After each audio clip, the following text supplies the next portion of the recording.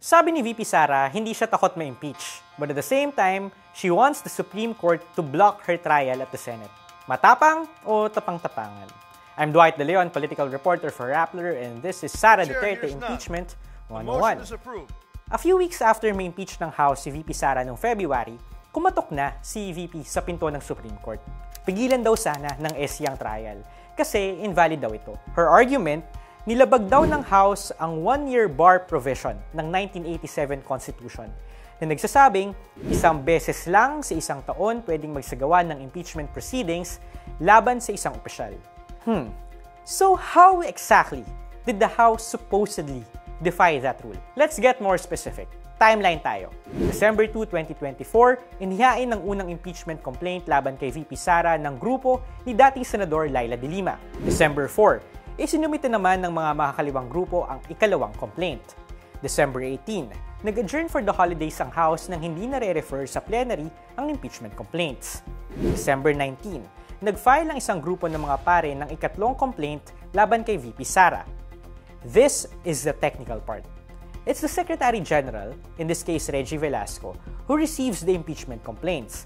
And as per the House rules, he must, quote, immediately forward it to the Speaker. Once he does that, may deadlines under the Constitution na kailangang sundin si Speaker Romualdez at ang House Majority. For example, a maximum of 10 session days to include the complaints in the order of business in the plenary, and then a maximum of 3 session days to refer it to the Justice Committee. The thing is, these first 3 complaints, nilangaw lang sa opisina ni Sec. Gen. Velasco. Hindi na-refer sa committee at all. At dahil wala namang specific number of days ang konstitusyon at House rules kung kailan niya dapat i-transmit ang mga reklamo kay Romualdez, he essentially just sat on the complaints. What could be the reason? Well, the Supreme Court ruled in the past that once a complaint has reached the Justice Committee, it is already considered initiated.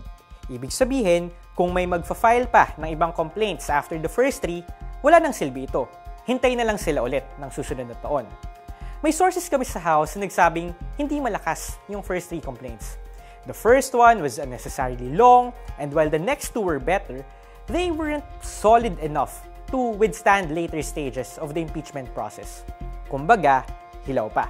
And in VP Sara's view, the House was buying its time so that the leadership could secure the support of more congressmen for a 4th, stronger impeachment complaint. Ang gumawa nitong 4th complaint, mga congressmen mismo. Ito yung inaksyonan ng leadership, and it was able to convince 215 House members to sign. And because that's way more than the 1/3 required, they were able to avail of the constitutional shortcut. Kaya na-impeach si VP Sara on the last day of plenary session on February 5 kahit wala ng deliberations ng Justice Committee. Aminado si Sec. Gen. Velasco na kaya hindi niya inakyat kay Speaker yung 3 complaints ay dahil may mga kongresista raw na nag-request sa kanya na hintayin muna yung pinaplano nilang 4th impeachment complaint. So para kay VP Sara, Velasco, quote, deliberately froze the entire initiation and impeachment process, end quote, to circumvent yung 1-year bar rule ng Constitution. Abuse of discretion daw ito ng House, and the implication is that the House can hang the impeachment complaints over the head of an impeachable officer as long as they want to harass them.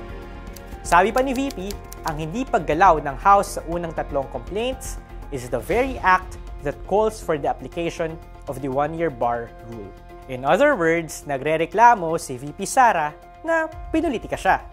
But impeachment is largely a political process. Kayo, what do you think of her argument?